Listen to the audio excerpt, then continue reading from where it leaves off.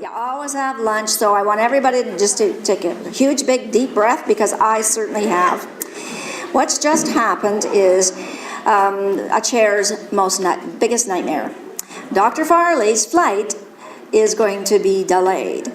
So as the first speaker for this afternoon, we're going to do a little bit of switching around. So Dr. Ghesquiere will be the first speaker of the afternoon, but he's at the hospital. So he has promised me he'll be here in about 2.5 minutes. We'll get him started. But what I would like to do is I would like to introduce nursing support that's very evident here in Victoria from the Percuro Clinic. And I was wondering if Leanne would like to come up and just have a word, because with triple therapy, we really can provide some nursing support. Thank you. Thank you, Fran.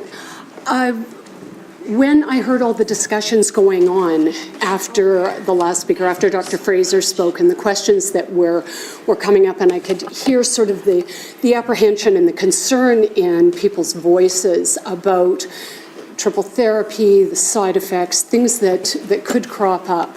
And the one thing that I really wanted to bring to your attention is the fact that there is support for you. There's support up island through Fran's clinic. There's support here in Victoria through our clinic. And one of the major keys to success is good support. I want you to know that you're not going to be given a handful of pills to take 3 times a day and told to go off and do that on your own. So just know that there's going to be nurses in place who work with your physicians to make sure that you have the knowledge that you need to have around these medications, help to monitor your side effects if you do happen to have any, and it's important to note that not all people do, that we liaise with your physicians and make sure that you're seeing them in an appropriate fashion, that you're having lab work done as your physician has requested that you do, and watching that and collaborating with your physician, with you. Our particular group also offers a support group once a month that we've found has been really well attended.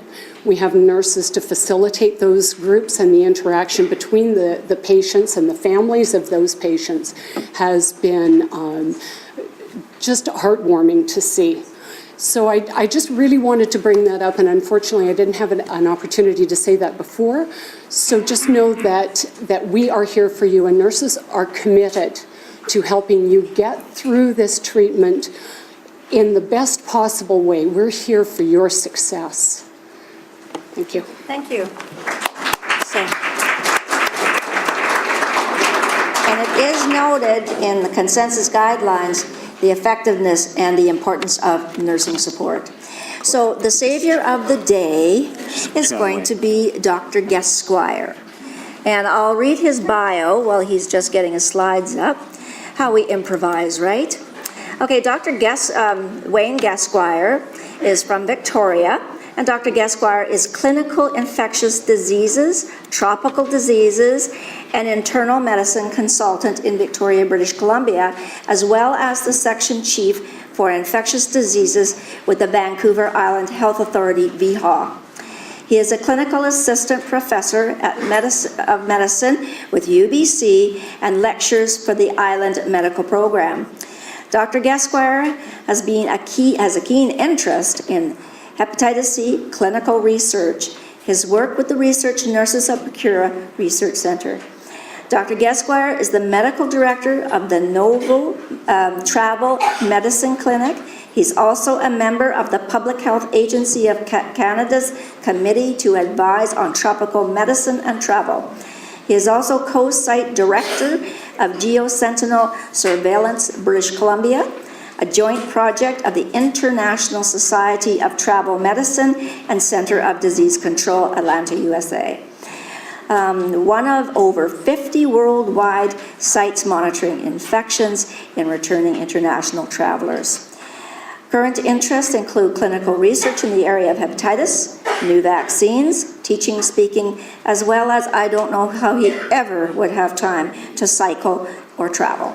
So I would like to take this opportunity to introduce Dr. Ghesquiere. Thank you.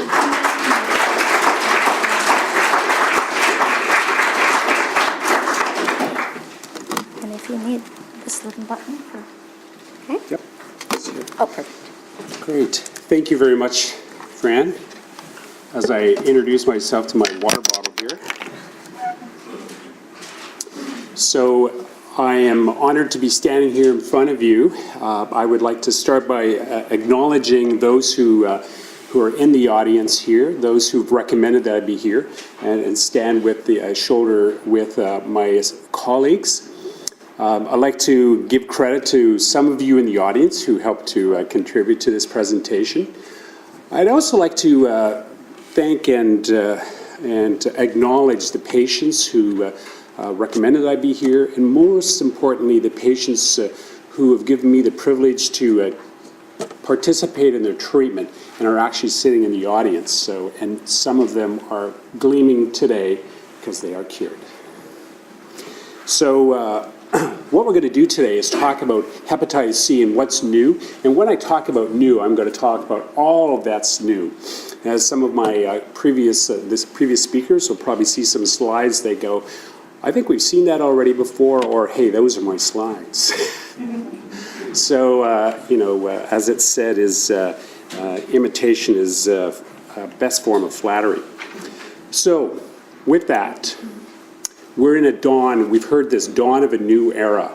And this is analogous, since I do infectious diseases, this is very analogous to this, we've seen this article, New England Journal, just came out about a year ago, which talked about this dawn of a new era, brand new treatment.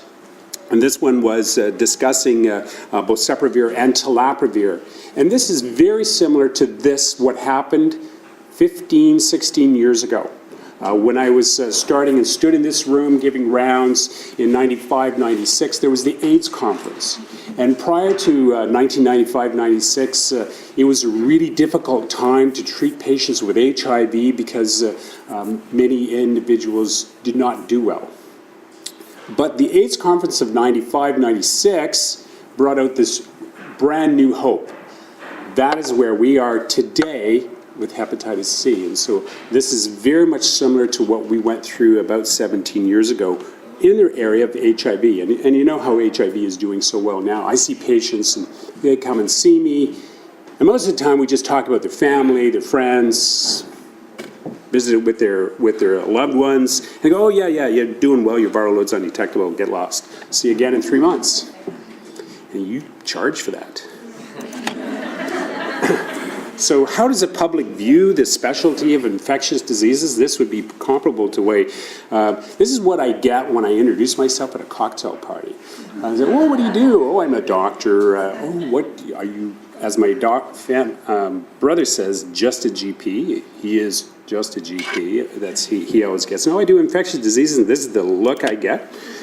And so what is an infectious disease physician? Some of you know, some of you don't know. It's just a medical doctor in the area of infectious diseases, microbiology, epidemiology, and treatment of infections. It's sort of like a Sherlock Holmes of medicine, but it's much like this guy here.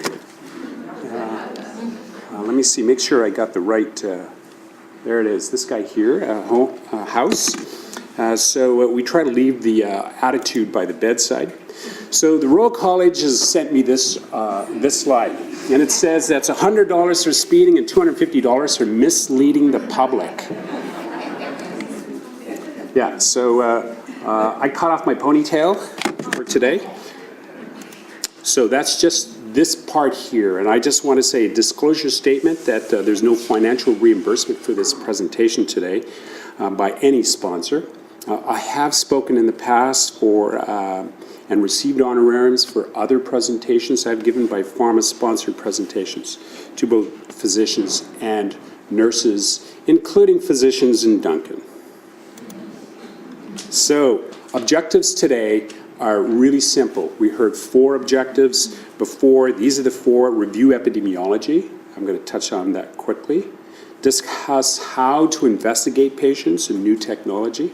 And I'm glad that Dr. Rob Meyer is here, since he'll probably say, wait a minute, I contributed to those slides. update on new and old treatments, future treatments, and of course allow lots of time for Q&A. So if you remember anything today, it's this slide. So you can just keep tabs on this one slide if you remember anything. That there are new treatments, and their success rate are anywhere from 70 to 90%.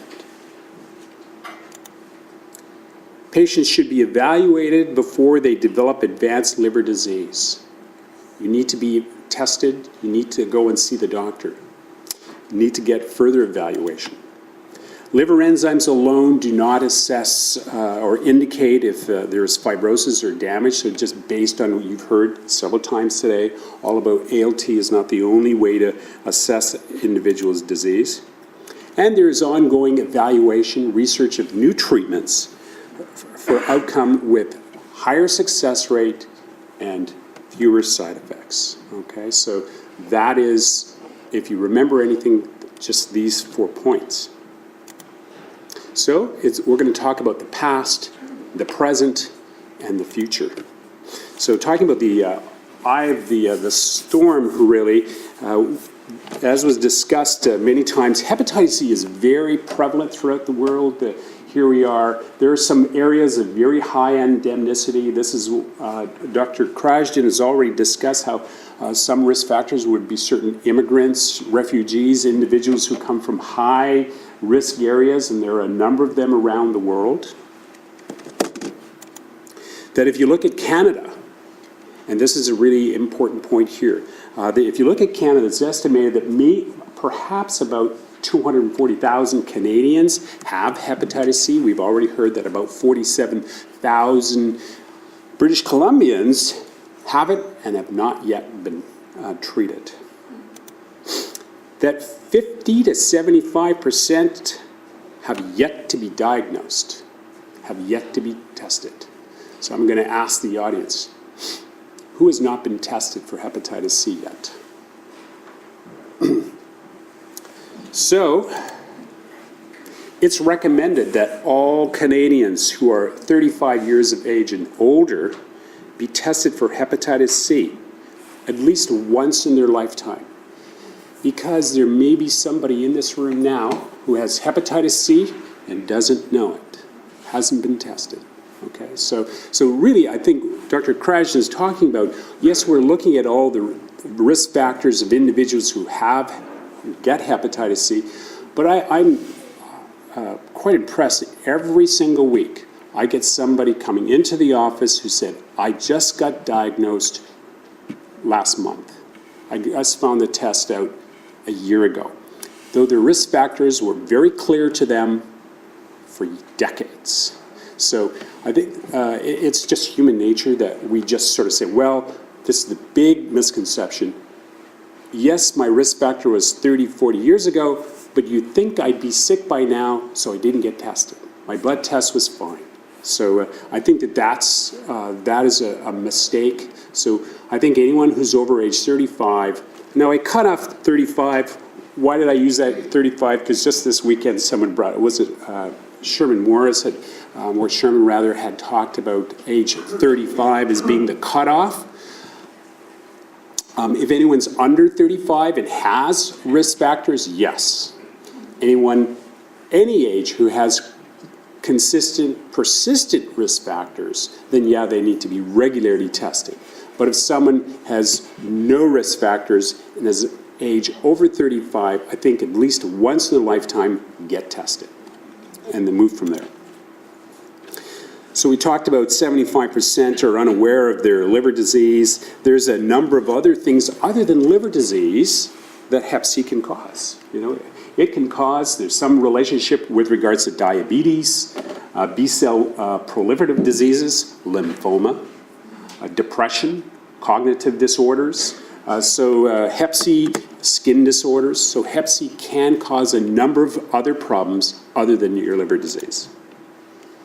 We've talked about the obstacles to identification of hep C infection, misconceptions.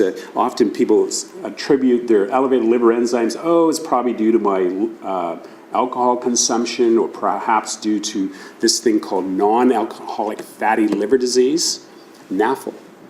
So certainly gastroenterologists see that very frequently. I occasionally am asked to see someone with elevated liver enzymes. Their test is for Hep B and C are negative. They have fatty infiltrated livers. So probably in the United States, the most common cause of progressing liver disease is fatty infiltrate. The other word for that is having a BMI greater than 30. You can also have it if it's under 30. So here's the usual cocktail list of Hep C risk factors. And number one, and like your flyer says, don't ask why I got tested or how I got it. I will ask for one reason, just for you and I to know, how long have you had this infection? It's worthwhile just, is it 10 years, is it 5 years, is it 35 years? And we'll get to a reason why. Don't forget blood products.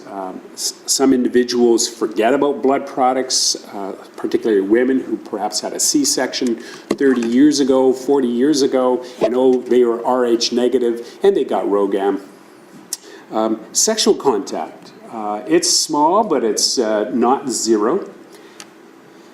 Healthcare abroad and in developing countries. When I say healthcare abroad, it means immigrants, refugees, and some of us who maybe lived abroad and received whether it's vaccinations, some kind of surgical or medical care. For example, in Sudan, as you may know, or may not know, very high percentage of individuals in Egypt and Sudan have it, and it has to do with their reused needles. Happened long ago. Needle stick injuries, healthcare workers, tattoos, razors, reported transmission in bar fights, especially after the Stanley Cup playoffs, which is where this study was done.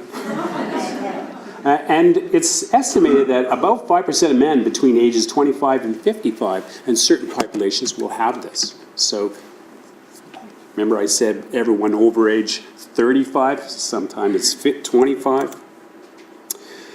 Now, we heard today a great presentation. Dr. Krashen spoke from hepatitis C from what I call 30,000 feet, sort of from a big plane looking down on British Columbia.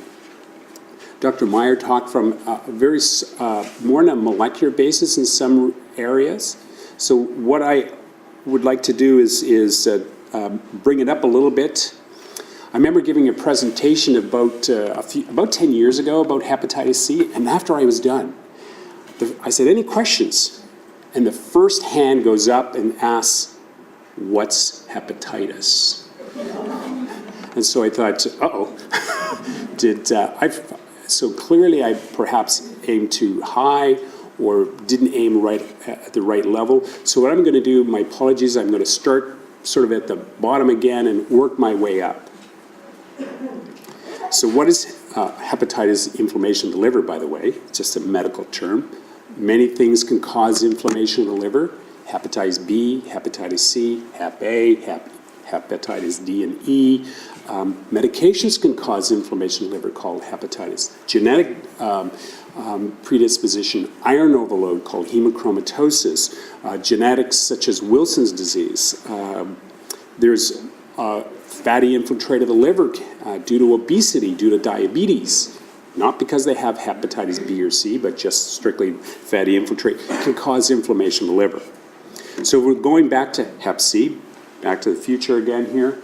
Hepatitis C is here in BC, there's what's called genotyping, and there's 6 variations to hepatitis C called genotyping.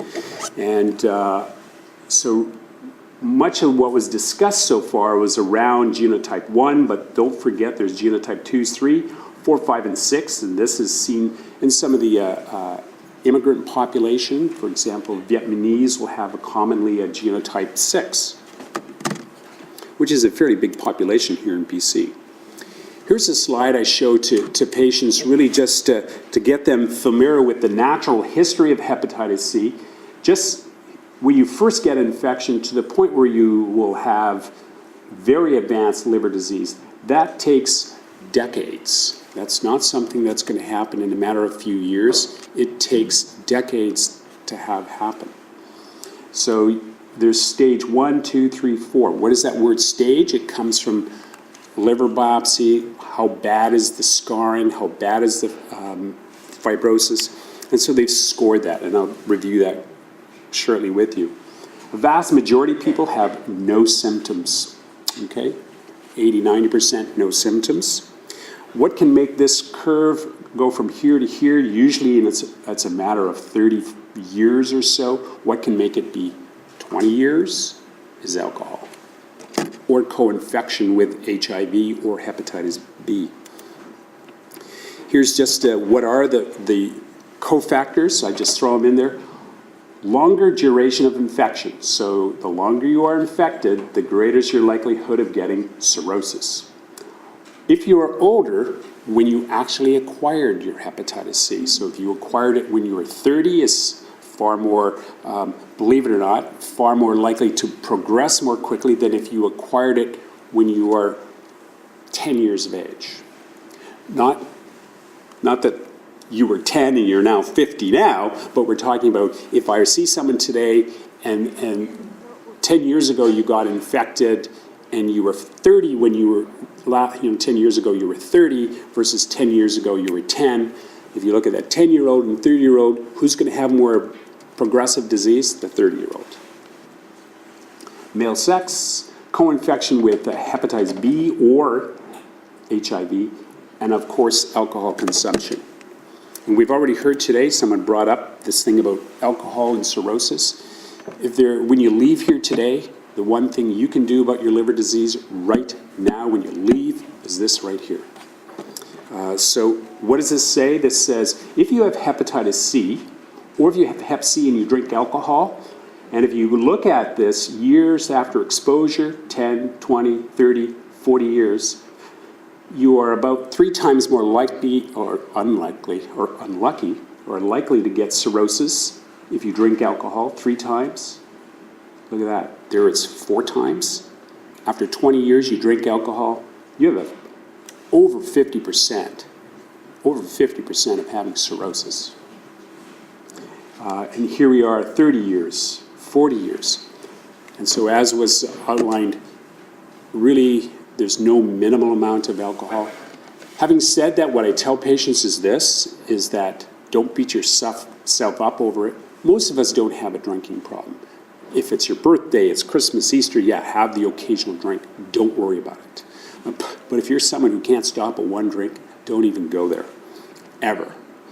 Because that's the problem, is I've had a number of patients who try it and then they just fall off the wagon. Here's the HIV and hepatitis C for those who need to know. This says, what is the rate of getting liver fibrosis, that is cirrhosis, if I have HIV and HIV hep C for 10 years, 20 years. So what it says is if I just have hep C, my rate of getting fibrosis, let's say after 20 years, I'm going to be at 2. If I have HIV and hep C after 20 years, I'm going to be at 3. So you're far more likely to progress if you have HIV on top of that. Okay. This is an older slide, but no less important. I've got it in a handout. I've got a number of handouts in the back. It's sitting in the back table. There's 2 handouts there. So this slide, still useful, and everybody has seen this before. And so I just want to bring your attention to this, see if I can get the, yeah, there we go. So let's say you first get hepatitis C, when you first get it, whenever that was.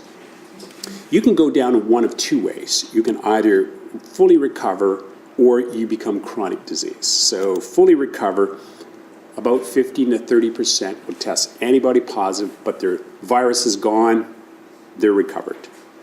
Leaving us with about 70 to 80% chronic hep C infection, chronic meaning you got it for all your life, and you can follow those individuals down this path, and about 40 to 45% will have mild or minimal disease, never get sick, don't need treatment, end of story.